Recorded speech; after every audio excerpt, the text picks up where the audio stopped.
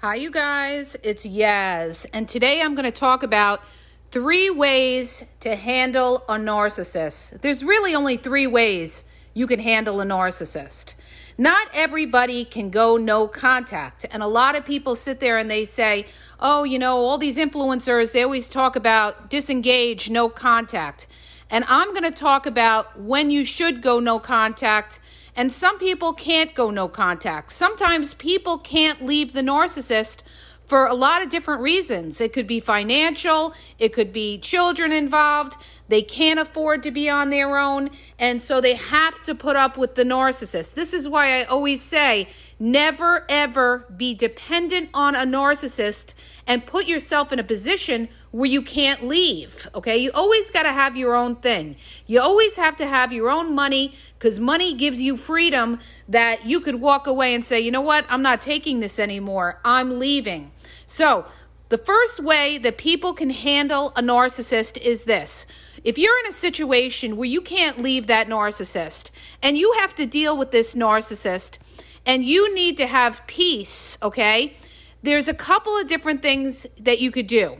There are people that are actually in relationships with narcissists that manipulate the narcissist in order to have peace, okay? This could be because you have a malignant narcissist who, in my opinion, is one of the most dangerous narcissists out there. You have to worry about what you say, what you do, because the malignant narcissist can get violent with you. So the way you can handle somebody like that is to not challenge them, okay? But in doing all of this, you're compromising yourself, okay? You're not living freely. You're living like a prisoner in your own home in order to keep the peace. And I've actually seen that. So what I'm saying is, when people stay with a narcissist who could be violent, who could be a malignant narcissist, sometimes they have to appease that narcissist. In other words, don't challenge them, don't tell them they're wrong, kind of just be a lapdog or yes them to death in order to keep the peace with the narcissist. Because if you try to challenge a malignant narcissist, it could turn ugly. You could have cops at your house, somebody could get hurt, or something like that. When you're in a situation like that, you need to get out. You need to get out. When you're in a situation where there could be physical violence or things broken in the home, they could be punching walls, they could be putting their hands on you.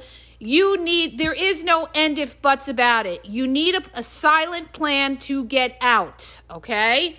You need a support system, you need money saved, and you do not tell the narcissist that you are leaving them, because that's when you're the most in danger, because they will lose control and they could snap out. And this is where you see cases on 48 Hours or Dateline where they went and they told their partner, I'm leaving you, I'm getting a divorce, and the next day they ended up dead, okay? This is something that you don't do. You have a plan to get out, and you do it silently when that malignant narcissist is not around, so that you could get out safely and you have a safe haven of supporters there to help you, okay? So, but there are a lot of people, you guys, that are living like this and that are appeasing the narcissist in order, to keep the peace and also for their own safety. And there's also people that are with covert narcissists that have to stay with the covert narcissist for whatever reasons. A lot of times, like I said before, it could be financial, or there's children involved, or they want to wait till the children get older, and they just don't want to leave the relationship, because to leave the relationship would be worse for them financially and everything else, and they feel they don't want to lose their children too, because they could be dealing with somebody who may be a high-powered person. I've had clients that were, married to narcissistic lawyers that told them that they would actually never have their children again. And you always have rights as a parent to your children, but, things happen and shady business happens when you're dealing with a high-powered person that you may be divorcing. So some people decide that, I'm going to just grin and bear through it till my kids get older, all right? So the way that people handle the narcissist is either one, appease the narcissist to keep the peace, all right? Number two, the second way that people handle a narcissist is to not to gaslight them, to gray rock them rather, all right? So what they do is they give them yes, no answers. Yes, no. They don't get into big discussions. Again, they don't challenge the narcissist. They don't get into details with the narcissist. And what does this do? It minimizes conflict. Gray rocking minimizes conflict, and it also makes the narcissist so bored that they really don't bother with you, and they don't have no interest in trying to torture you because they're getting no reaction out of you. This is something that maybe you would do with a family member that you have to deal with. Maybe you see them on certain occasions, but you have to because you have to deal with them. You would just gray rock them, have minimal contact, talk about the weather, talk about things on the surface if you had to, or you yes, know them. These are people that maybe you are going through a divorce with, and it's an ugly divorce with a narcissist, and you gray rock them because you have to deal with them because you have children. And so, rather a narcissist you're divorcing is going to try to bait you and trigger you and to upset you because they're angry that the divorce is happening and it's causing them shame. So they have to put that shame on you, and they're going to try to seek revenge by upsetting you or doing other things, smearing you, trying to bankrupt you, take your money, try to disparage you to the children. They will do everything they can to try to hurt you because of the shame of that breakup and that, destruction of that marriage. So if you have to deal with somebody in a case like that, you have to gray rock them. Yes, no, you keep it, you parallel parent, and you keep it to the issues of what only that has to do with the children. You don't get into drama. If you have to deal with certain people, it could be a coworker. Again, it could be a family member. It could just be somebody that you have to deal with for whatever reasons, because maybe you have business dealings with them or family dealings with them. You gray rock them, okay? Again, you don't get into long conversations. You become as boring as a gray rock so that they get bored with you and they move on to somebody else to target, because a narcissist always has to target somebody to pick on. Now, the third way you handle a narcissist is to go no contact. This is when you absolutely can't stand it anymore and you have to get out. The narcissist is causing you anxiety. They're causing you depression. They're devaluing you. They're treating you like garbage. You have to get out, because this person will break you down mentally. And once they break you down mentally, it's going to cause physical harm to you in the long run because of all that cortisol, that stress that they inflict on you. Could give you other issues, where you have serious illnesses down the road. And I've actually had people that I know that's happened where they've had, gotten cancer, they've gotten, thyroid issues, they've gotten stomach ulcers because of all the stress that they endured for so many years with that narcissist. Now, somebody, made a comment, a troll made a comment and said, I preach about all these narcissistic traits, and I'm always telling people to leave. I'm not telling people to leave unless it is breaking you down as a person. Because understand this, narcissism is on a spectrum. Everybody could have some narcissistic traits, but it's the degree of narcissism that you have to look at to see how empathetic is this person. There's some people that could be narcissistic, very full of themselves, that show a little bit of empathy. And there's some people that have zero empathy and could be actually sadistic, all right? So if you're dealing with somebody that is causing you more unhappiness than pleasure, then you have to get out. If you're dealing with somebody who is destroying your self-worth and it's affecting you mentally, where you don't trust yourself, you don't trust your decisions, you're anxious all the time, you can't think straight, You've got to get out, all right?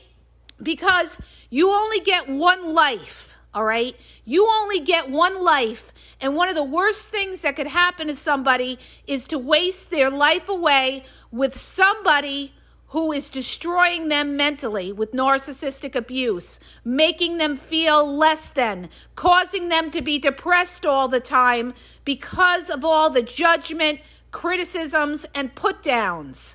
Because it will break you as a person and it will break your soul.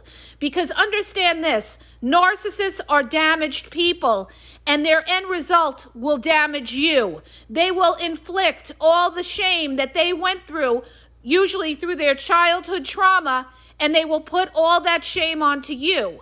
A lot of times when you get involved with a narcissist, they reflect unhappiness. They may show you happiness in the beginning and try to be very light and happy and accommodating and wonderful in the beginning.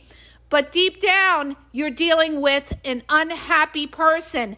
And how do you know that? Because in time, that unhappiness will be projected onto you and will make you unhappy.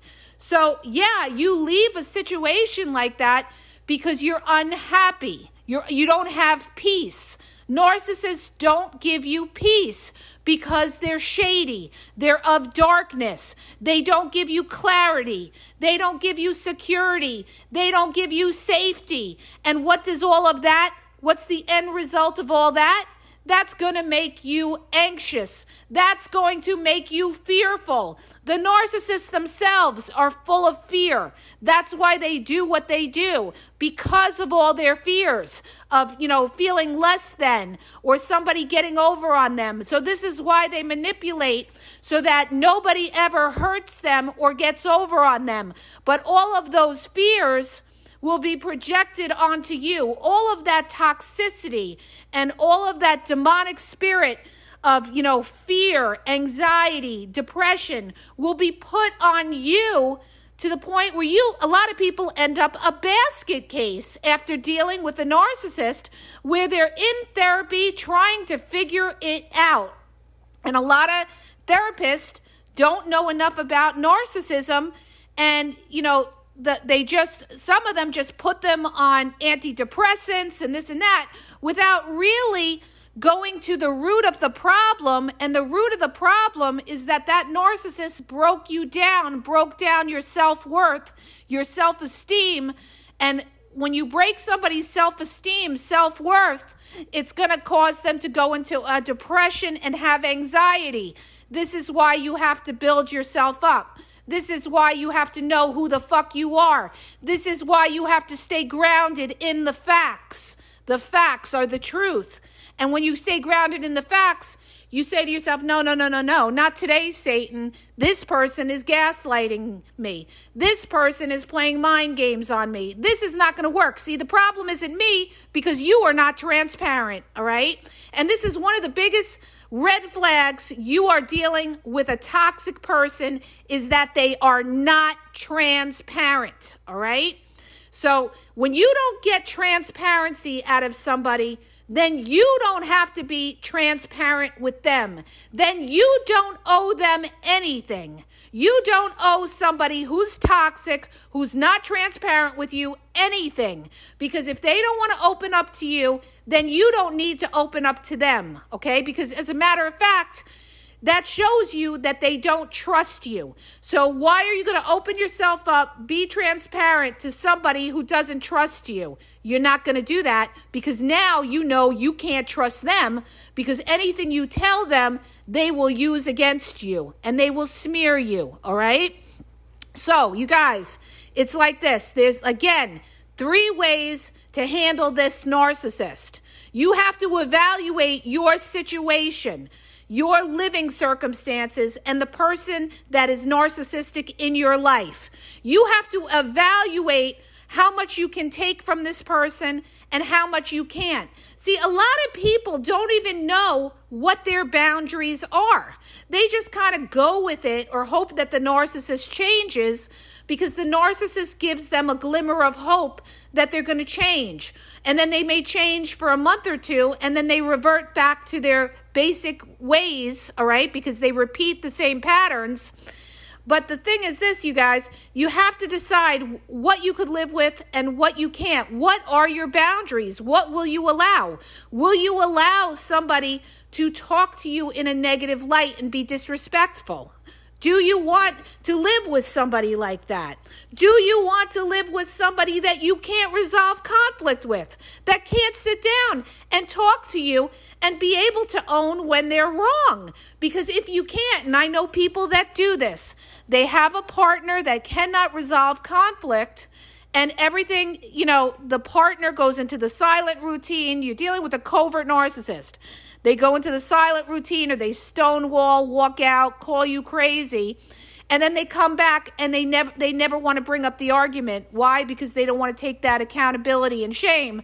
So you're never ever resolving conflict with this person, and you're just kind of like moving on again and pretending like it never happened. The problem with that is that problem will resurface. You can't fix a problem unless you acknowledge the problem. And if the narcissist won't acknowledge the problem and they won't take ownership for when they're wrong, then the only way to deal with them is to either, let them talk and sweep it under the rug, or to walk away, because you have no other option. They're not going to change. They're not going to sit there and say, I was wrong, you're right, let's resolve it, blah, blah, blah, blah, blah, blah, blah. A narcissist will never do that unless they pretend to do that because they need you for something, okay? But again, it's only an act. So you have to decide. It's up to you to decide what you will put up with and what you want. I am not here to tell you to walk away from every person that shows you narcissistic traits. I am here to tell you what narcissistic traits are, okay? And to explain to you how a narcissist has no empathy, and how a narcissist could leave you in a bad position if, God forbid, you got sick or you got broke or you needed their help. They are not your go-to person when you're down, all right? So don't expect more from a narcissist, because you won't get it, because they're not there and they don't have your back. The only time a narcissist would have your back, again, is if they need you for something, all right? But if they don't need you, a narcissist will leave you for dead. Period. End of story. How do I know? Because I've seen it and I've lived it. So that's why I could speak on it. And people say to me, how do you know so much about narcissism? Because I've lived it throughout my whole life. I could tell you things that somebody, with a PhD couldn't, because I actually lived it and it's not in a textbook, all right? So I have seen it, through my childhood. I have seen it, through my marriage. I have seen it through a divorce. I have seen it in co-parenting. And I could sit here and I could speak on it, all right? This is why I know it inside out. And so the thing is, you guys, again, the 3 ways that you can handle, or 3 ways that people could deal with a narcissist, is to either appease the narcissist, if you have to keep the peace because you need them, all right? Or some people, some people actually manipulate the narcissist by flattering them or telling them that they're right all the time so that the narcissist does what they want. There are people that do that as a survival tactic, and people say, well, they're a narcissist too. Well, they're doing it because they have to survive, and in order to survive, they've got to appease the narcissist. And then the second tactic is the gray rock, and this is when you have to deal with people, in piecemeal, whether it's, divorcing somebody, a family member, or dealing with somebody a coworker, and you have to gray rock them because maybe you're, working on a business deal with them and you have to deal with the narcissist. Or maybe this family member that you can't stand is connected to another family member, and in order to, keep the peace, you've got to deal with them. So you gray rock them, and you keep your distance. Gray rocking is basically keep your distance, minimal contact as far as what you say, and don't let them into. Basically, it's contact with a wall up. Gray rock is basically contact with a wall up, and giving them nothing to talk about, nothing to pick on. Become as boring as a gray rock so that they get bored with you. And again, they move on to their next victim, and they don't start with you or trigger you or any of that, okay? It's minimal contact, yes, no, okay, that's it, all right?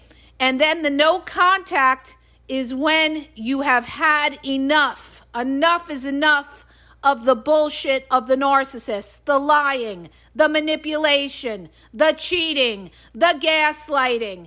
And you've hit a wall, and you say to yourself, I can't do this anymore. I've tried time and time again to talk to this person.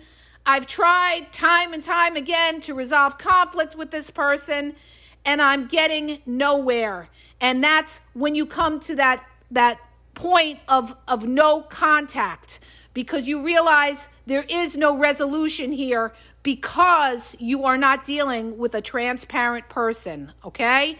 And there will never be resolution with a non-transparent person, which is a narcissist. And this is what you have to accept. You accept them for who they are, because they don't change, they don't self-reflect, they don't take accountability, because they do not want to face shame.